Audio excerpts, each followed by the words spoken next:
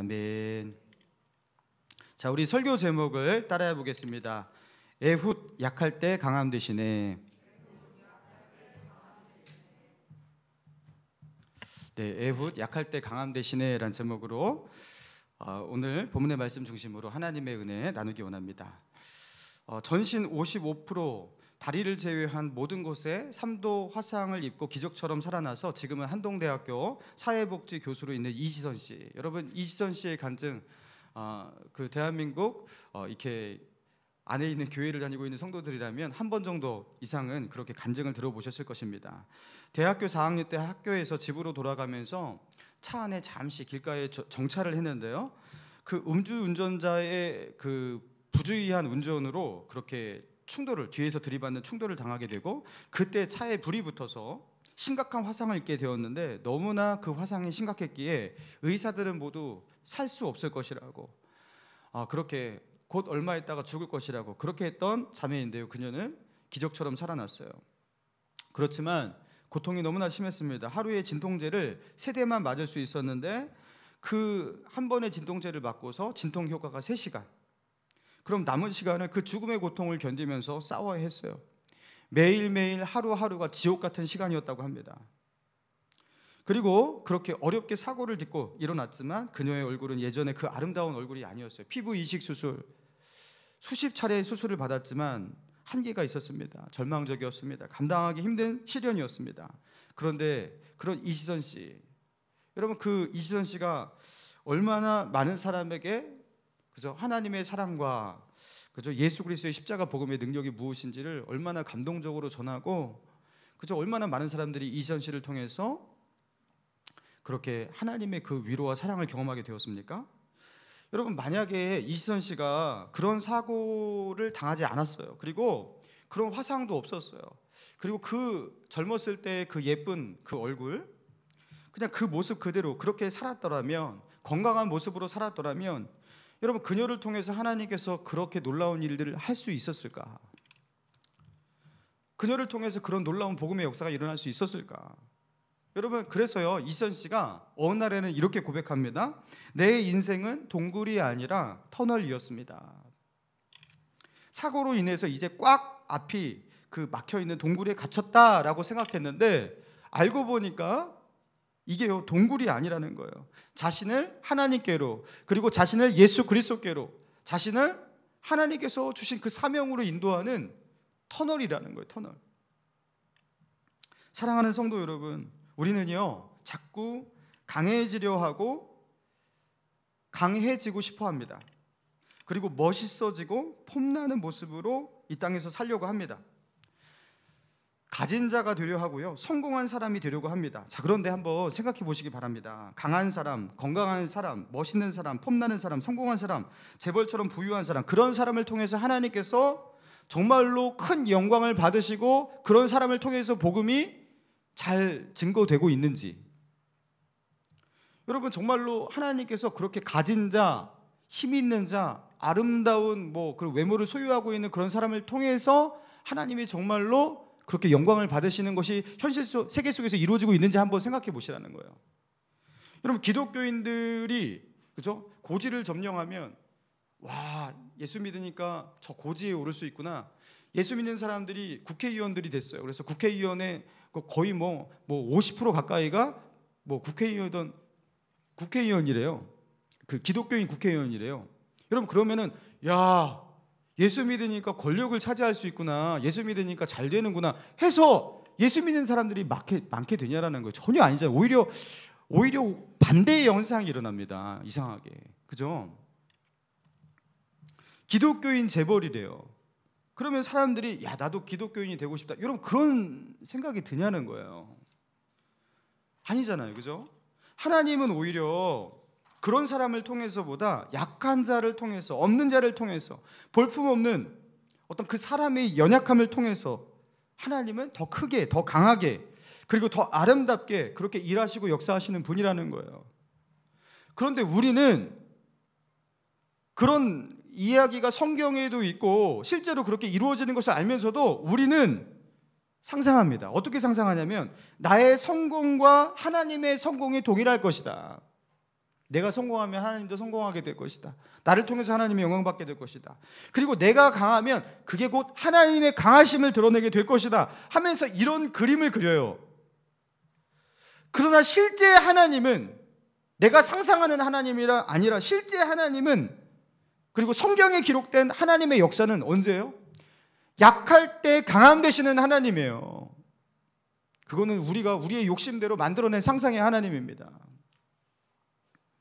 내가 약할 때 강함이 되시고, 내가 연약할 때 오히려 하나님의 영광이 드러나는, 여러분 그런 하나님이에요. 여러분 그런 맥락 속에서 오늘 본문의 말씀을 우리가 묵상해 보기를 원합니다. 자, 본문 12절입니다. 12절 같이 읽습니다. 시작. 이스라엘 자손이 또 여호와의 목전에 악을 행하니라. 이스라엘 자손이 여호와의 목전에 악을 행함으로 여호와께서,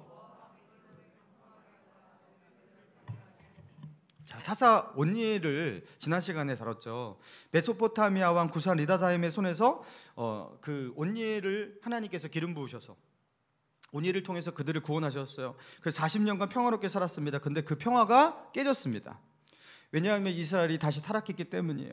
자, 그래서 12절 끝에 보니까 하나님이 어떻게 하셨다고요? 여호와께서 모압 왕 에글론을 강성하게 하사 그들을 대적하게 하시매.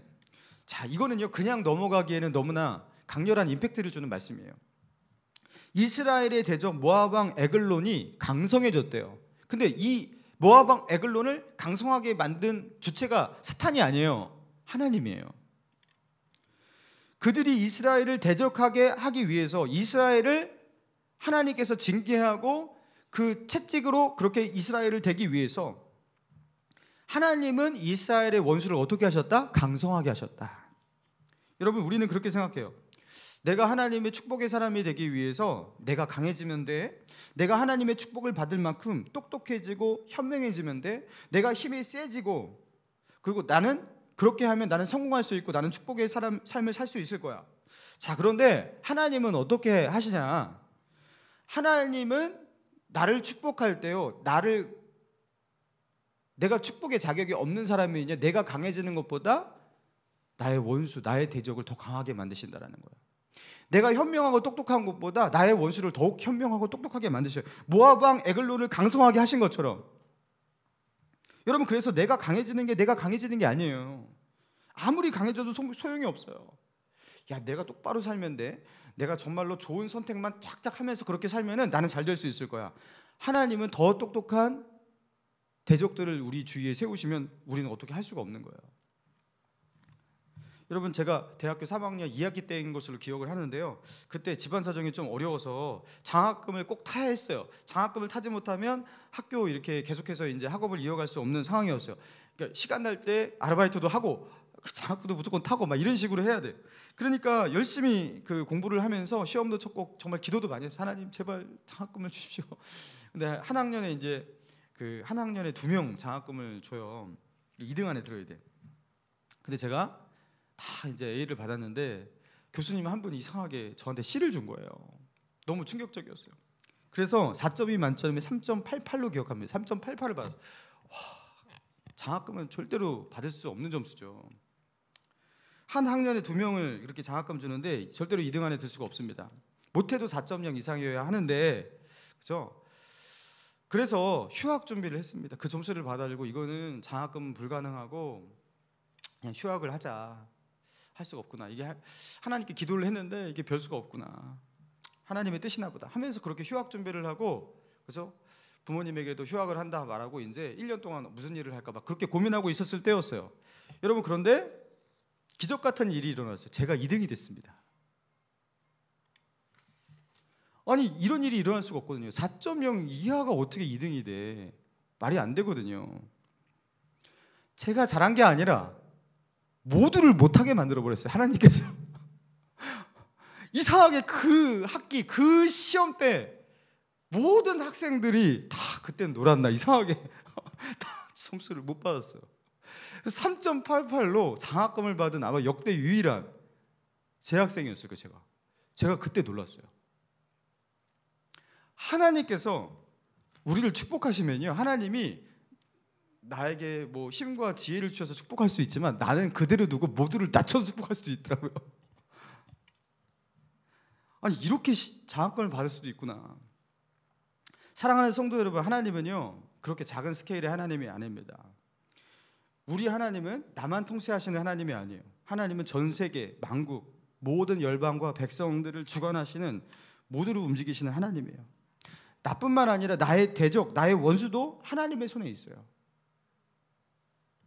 그래서 내가 아무리 잘해도 안 되는 거예요. 여러분 그거 경험해 보셨을까? 내가 아무리 열심히 해도 안 돼요.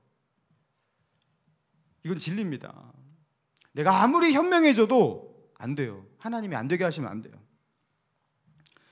하나님께서 그들을 나보다 더 강성하게 만드신다면, 모압 왕 에글론을 강성하게 하신다면 내가 아무리 강해져도 나는 결국에 약한 자가 되는 겁니다. 그런데 내가 굉장히 약해요. 나는 너무나 별 볼 일 없어요. 그런데 이상하게 내가 머리에 서 있을 수도 있어요. 왜입니까? 하나님께서 나의 대적들을 약하게 하셨기 때문에. 그러니까 이스라엘과 모압 왕 에글론과의 관계를 하나님께서 그렇게 조정하고 계시는 거예요. 자, 그리고 본문으로 다시 돌아가서 13절, 에글론이 암몬과 암말렉 자손을 모아가지고 와서 이스라엘 쳐서 종려나무 성읍을 점령한지라. 이에 이스라엘 자손이 모압 왕 에글론을 18해 동안 섬기니라. 자, 여기서 모압 왕 에글론이 암몬, 아말렉까지 섭렵해서 그들을 그렇게 연맹을 맺어서 이스라엘 쳐들어왔고요. 그리고 종려나무 성읍을 점령했다 나오는데, 종려나무 성읍은 여리고를 말하는 거예요. 여리고의 별칭입니다. 거기 종려나무가 많았기 때문에 여리고를 종려나무 성읍이라고 불렀어요.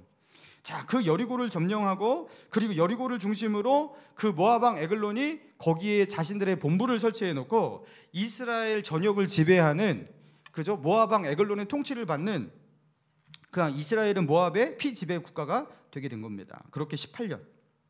여러분, 메소포타미아 왕 구산 리사다임의 통치를 받았던, 그들의 압제를 받았던 시간이 몇 년이었죠? 8년입니다. 자, 그런데 여기 보니까 모압 왕 에글론을 섬긴 세월은 몇 년이라고요? 18년입니다. 여러분, 그렇게 오랜 세월 동안 그들은 압제와 그 착취를 당하게 되었던 것입니다. 자, 그런 그들을 구원하시는 하나님의 방법을 살펴봅시다. 15절입니다. 시작. 이스라엘 자손이 여호와께 부르짖음에 여호와께서 그들을 위하여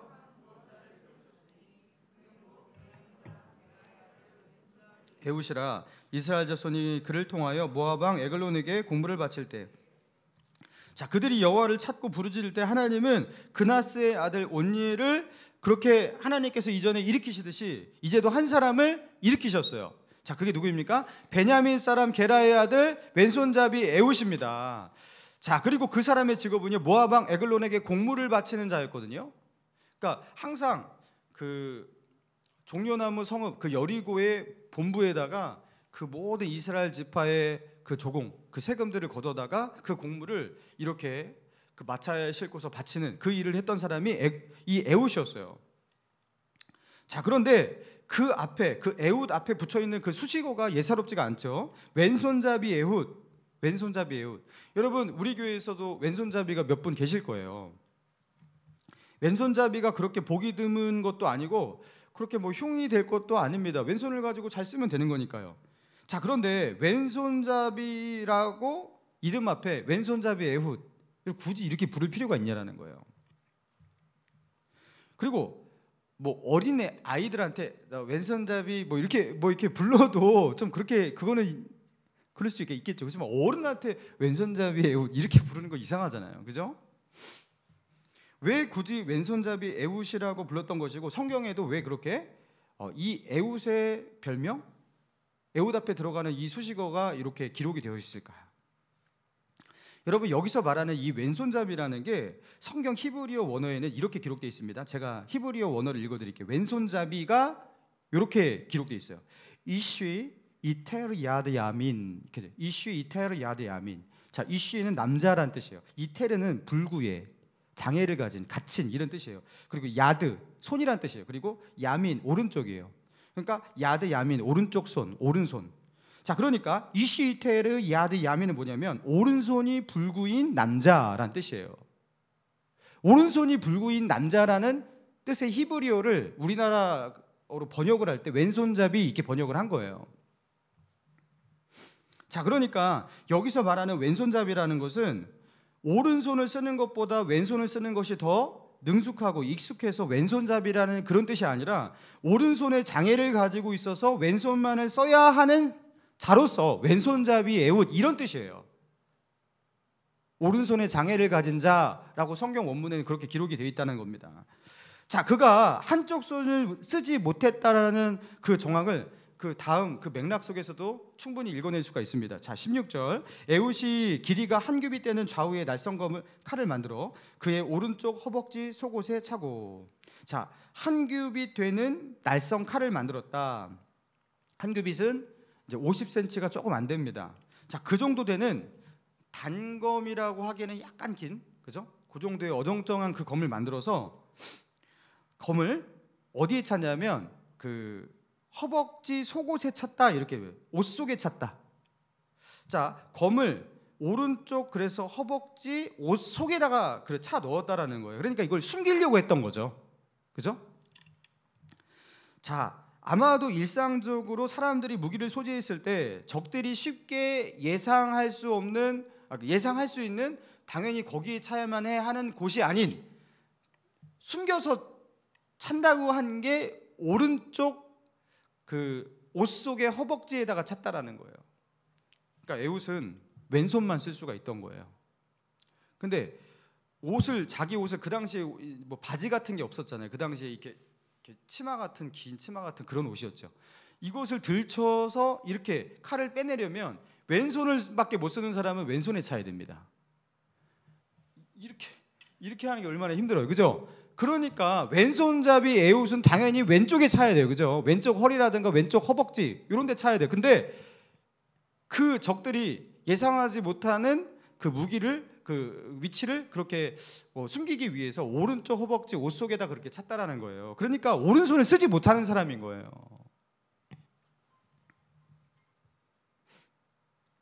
자, 그래서 에훗 왕에게 공물을 바치고 난 뒤에 다시 왕을 에훗이 찾아갑니다. 그리고 왕을 유인하는데, 왕이요 내가 은밀한 일을 왕께 아뢰는 하나이다 하면서 모든 신하를 물러가게 만듭니다. 그리고 은밀한 곳에 가서 왕의 귀에 대고, 그죠? 왕에게 뭔가를 말하는 듯 하면서 자신의 왼손으로 오른쪽 허벅지 아래 감춰둔 검을 즉시 꺼내서 모압 왕 에글론의 배를 찌르는 거예요. 자, 그리고 그렇게 모압 왕 에글론을 죽이고 나서 그는 도망하는데요. 자, 도망하면서 그 모압 왕 에글론이 발을 가리우신다. 이제 이게 이제 두 가지로 해석이 될 수 있어요. 신하들이 모압 왕 에글론이 안 나오니까 발을 가리우신다 하면서 기다렸다고 하는데, 이게 용변을 본다라는 의미로 해석이 될 수도 있고, 아니면 잠을 청한다라고 해석이 될 수도 있어요. 예, 두 가지 뭐 어떤 것으로 해석해도 상관이 없습니다. 자, 그런데 끝내 그 모압 왕 에글론의 기척이 없자 나중에 문 열고 들어가 보니까 죽어 있던 거예요. 그리고 에훗은 도망갔던 거예요. 자, 그리고 에훗이 도망가서 어떻게 합니까? 27절입니다. 같이 읽겠습니다. 시작.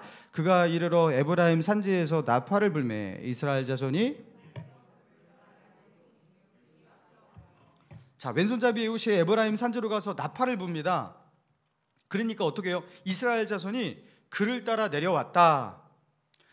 자, 여기서 이 나팔을 부는 행위 뭐냐면 병력 소집의 나팔이었던 것 같습니다. 그런데 이렇게 나팔을 부니까, 그 에브라임 산지에서 나팔을 부니까 우르르 각 지파의 사람들이 막 몰려와서 에훗 주위로 모여서 싸우려고 그렇게 모였다라는 거예요. 여러분, 원래 적군과 싸우기 위해서 누군가가 나팔 한 번만 이렇게 불면 이렇게 수많은 병력들이 쉽게 소집이 되는 것 맞습니까? 그럼 이렇게 병력을 쉽게 소집하고 대적과 싸울 수 있으면 그동안 18년 동안 왜 안 싸운 거죠? 여러분, 왜 그들은 18년 동안 그 모압 왕 에글론의 그 압제를 받고 착취를 당하면서 왜 그들은 그동안 나팔을 불지 않았던 것이죠? 아마도 18년 동안은요, 하나님께서 이스라엘 백성에게 그들의 마음을 하나로 모으지 못하도록 그들의 마음을 뿔뿔이 흩으셨던 거예요. 나팔을 불어도 아마 전에는 두려워서 모이지도 못했을 거예요. 적군과 싸울 의지를 갖지 못했을 거예요. 그런데 그날은, 그죠? 에훗에게 하나님의 그 성령이 임하시고, 그리고 하나님께서 백성들에게 하나된 마음을 주시고, 그리고 적과 싸우고자 하는 의지와, 그죠? 그들과 맞서려는 용기를 부어주시는데, 그들이 마음이 하나가 되어서 모이는 거예요. 나팔을 불 때 너도 나도 마음이 하나 되어서 모이게 됩니다. 그리고 결국에 요단강 나루턱을 장악하게 되고, 그리고 모압인이 그 장악하면서 도망가지 못하도록 거기서 모압 사람 10,000명을 죽였다. 그러면서 모압의 지배를 드디어 벗어나게 되었다는 내용입니다. 사랑하는 성도 여러분, 오늘 이 본문의 말씀을 통해서 하나님은 우리에게 무엇을 말씀하고 계시는 것입니까? 여러분, 그 많은 이스라엘의 사람들, 그죠? 많은 사람들이 있었을 거예요. 근데 그 많은 이스라엘 사람들 중에서 하나님은 왜 한쪽 손을 쓰지 못하는 장애를 가진 사람, 그 에훗을 사용하냐라는 것이죠. 그는 오른손이 불구인자라는 별명까지 있어요. 여러분, 이것은요, 에훗 앞에 에훗이 정말로 온전하지 못한 사람이다, 그는 약점이 너무나 크다 하면서 에훗이 어떻게 보면은 그 모압 왕 에글론에게 공물을 바치는 대표자로서 있는 것이 누군가가 시기해서 그를 깎아내리려는 그의 약점을 가지고서 깎아내리려는 왼손잡이 에훗, 오른손을 쓰지도 못하는 허약한 인간, 막 이렇게 불렀던 것 아니겠습니까? 그의 연약함이 늘 그의 이름 앞에 붙어있는 그 에훗, 왼손잡이 에훗, 그런 에훗의 치명적인 약점, 두 손을 쓰는 것조차도 안 되는 사람, 그래서 한쪽 손만을 가지고 살아야 했고 한쪽 손만을 가지고 싸워야 했던 사람. 여러분, 싸울 때요, 한쪽 손을 가지고 밖에 싸울 수가 없다는 것은 고대 시대의 전투에서는 이거는 너무나 치명적인 거예요. 칼을 들었어요. 한 손에는 방패를 잡아야 될 거 아니에요. 칼을 가지고 내리쳤는데 방어할 손이 없어요. 여러분, 이 사람이 어떻게 전쟁을 수행할 수가 있겠냐라는 거예요. 어떻게 싸울 수 있겠냐라는 거예요. 너무나 치명적입니다. 그런데 그런 치명적인 약점을 가지고 있는 그 에훗이, 그죠? 용맹한 전사가 되어서 어떻게 합니까? 이스라엘을 18년이나 지배했던 모압 왕 에글론을요, 자신의 그 왼손으로 쓰러뜨리고요, 그리고 18년 동안 그 누구도 맞서지 못했던 모압과의 전쟁을 그가 진두지휘하면서 나팔을 불게 하면서 그가 선봉이 되게 하면서 하나님은 그 왼손잡이 에훗을 통해서 이스라엘을 결국에 구원하신다. 여러분, 에훗이 하나님의 그 구원의 지팡이가 되었고 지팡이로 쓰임받게 되었다는 것, 여러분, 이것이 의미하는 게 뭐냐라는 거죠.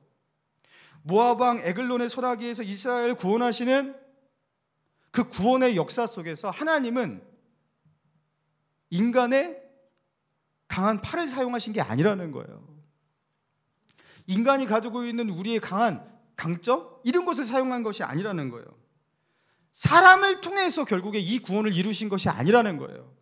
하나님의 역사하심, 하나님의 구원하심, 하나님의 강하심, 하나님의 능하심, 여러분, 그것을 부각시키는데 가장 적절한 사람, 하나님의 능력을 이 세상 가운데 드러내는 것에 가장 그 적합한 사람, 그 사람이 바로 왼손잡이 에훗, 오른손이 망가진 에훗, 여러분, 그런 사람이었다는 거예요.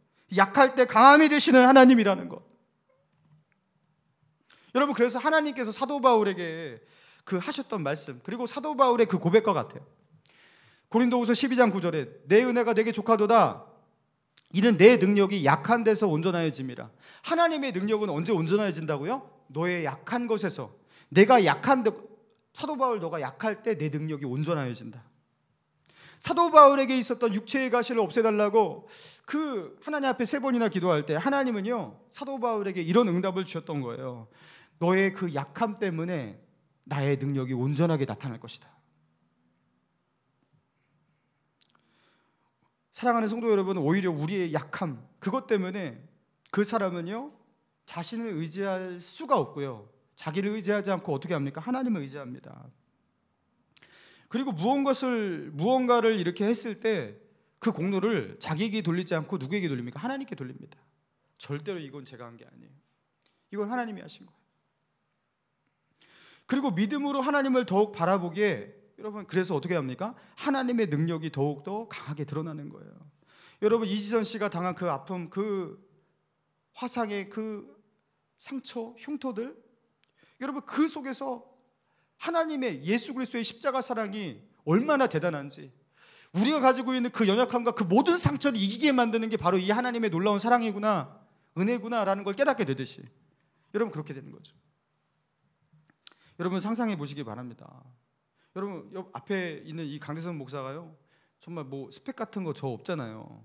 여러분, 근데 제가요, 막 저기 미국에 있는 하버드를 나오고, 그리고 외국에서 아주 유수한 그런 데서 막 신학 박사 학위를 받고, 그리고 여기 와서 막 설교를 하는데 설교도 너무나 유창하게 너무나 잘하는 거예요. 그러면은 아마 성도들은 그렇게 말할걸요. 야, 역시 하버드를 나오고 외국에서 박사학위 받으신 분이니까 다르다, 그렇게 말할 거예요.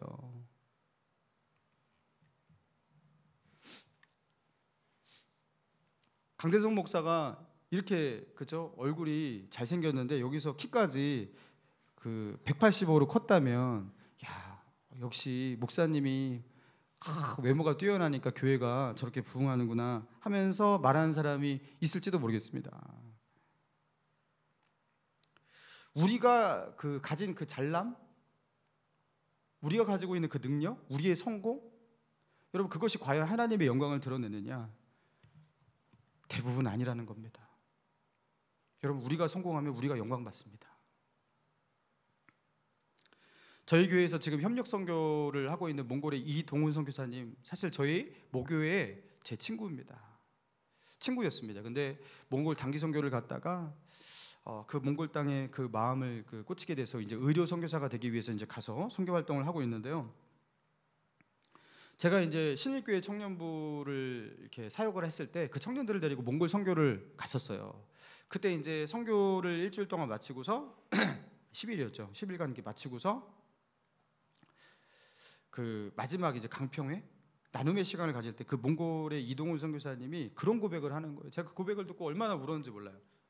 자기가 이제 선교사로 모교회에서 파송을 받을 때, 파송을 받고 난 뒤에 이제 선교사로 떠납니다. 그러니까 한 집사님이, 여자 집사님이 찾아오셔서 이동훈 선교사님의 손을 꽉 붙들고 이렇게 말하더래요.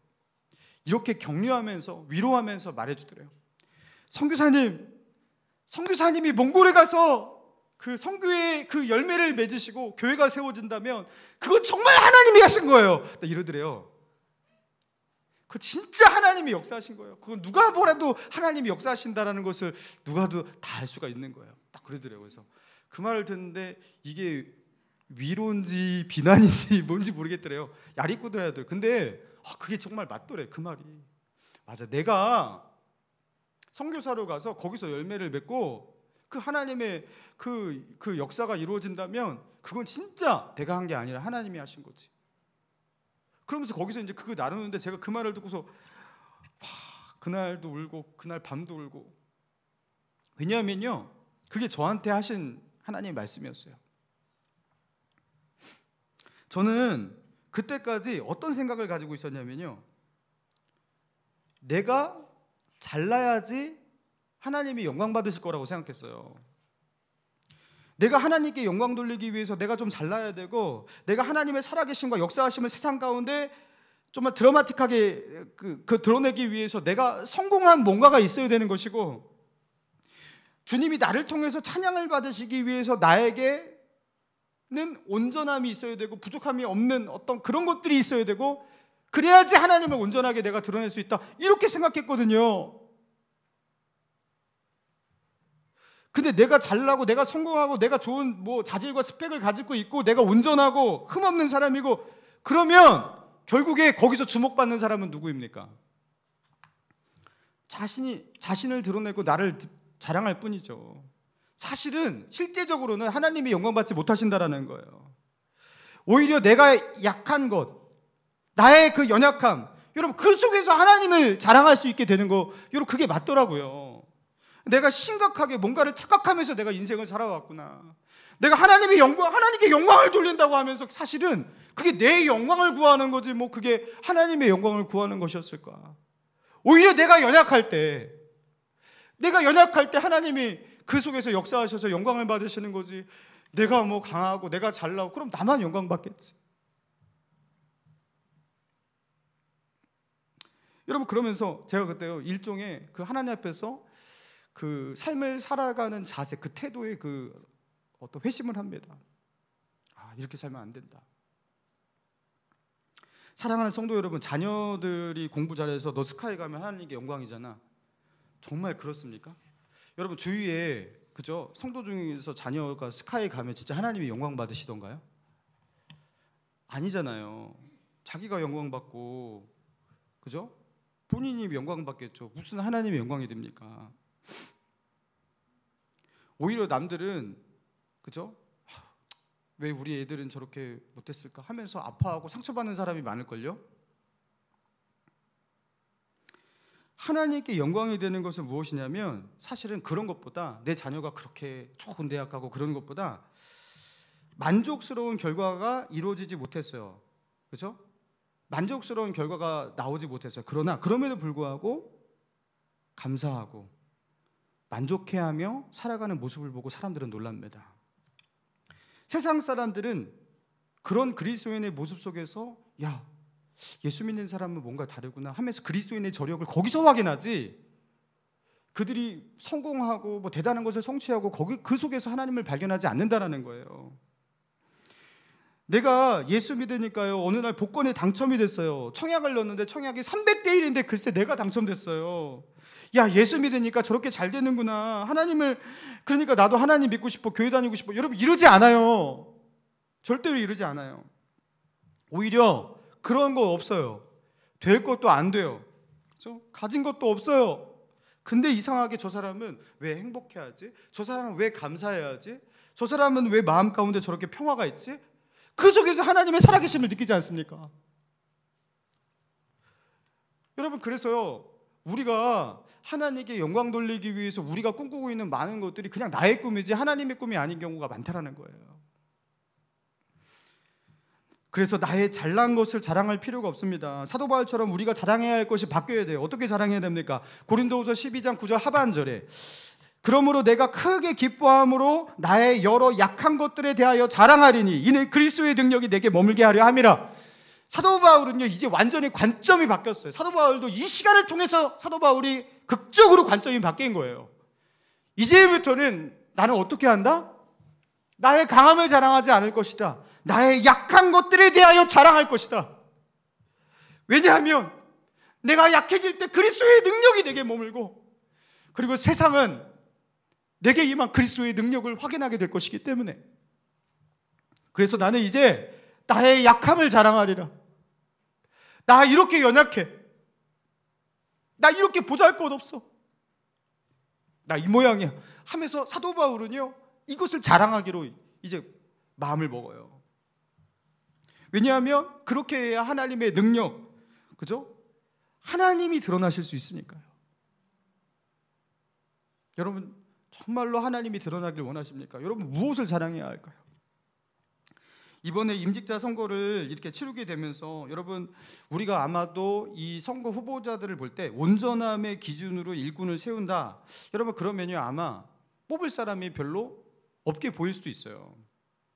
이분이 인격적으로 얼마나 훌륭한가, 인격 점수를 매기고, 그리고 성경에 대한 얼마나 많은 지식과 배움이 있는가, 인간관계는 정말로 얼마나 성숙하고 잘하는가, 교회에 도움이 될 만한 어떠한 재능을 가지고 있는가, 그리고 하나님 앞에 많이 바칠 만한 어떤 물질을 많이 가지고 있나, 아니면 많은 헌금을 하는가. 여러분, 이런 것들을 다 종합해서 점수를 매긴다면 아마 그 속에서 나만 아는 사람이 별로 없을 겁니다. 여러분, 그런데 우리가 관점이 바뀌어야 돼요. 어떻게 바뀌어야 됩니까? 하나님은 우리의 연약함 속에서 일하시는 분이라는 거예요. 교회는 완성형 인간을 통해서 아름답고 영광스러운 교회가 되는 것이 아닙니다. 교회는 부족한 인간들을 통해서 하나님의 아름다움과 하나님의 사랑과 하나님의 영광을 나타내는 줄 믿습니다. 여기 다 성숙한 사람밖에 없어요. 다 성숙한 사람밖에 없어요. 그러면요, 이 속에서 뭐 품고, 뭐 위에서 기도하고 참고 인내하고 사랑하고 용서하고 이런 거 할 필요가 없습니다. 아니, 다 성숙하고 서로에게 잘해주는데 그런 거 할 필요가 있겠습니까? 여러분, 그런데 우리는 그렇지 않아요. 별의별 일들이 다 있어요. 여러분, 그러니까 그 속에서 사랑해야 돼요. 용납해야 돼요. 참아야 돼요. 인내해야 돼요. 세워줘야 돼요. 그래도 믿어야 돼요. 여러분, 그 속에서 하나님의 영광 받으신다라는 거죠.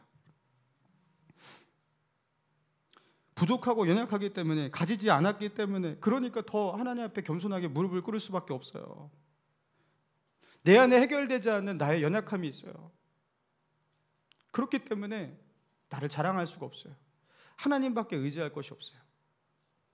그리고 작은 열매를 맺었어요. 그 열매를 가지고도 하나님이 하셨습니다. 이거 진짜 하나님이 하신 겁니다 하면서 하나님께 영광을 돌릴 수 있는 겁니다. 왼손잡이 에웃의 그 연약함을 사용하신 하나님, 저와 여러분을 저와 여러분의 그 연약함도 하나님께서 붙드시고 그것을 들어서 사용하시는, 역사하시는 하나님이라는 것을 믿고 주님이 주신 사명 연약하지만 감당하고 주님이 주신 직분 연약하지만 감당하는 저와 여러분 될 수 있기를 주님의 이름으로 축원합니다.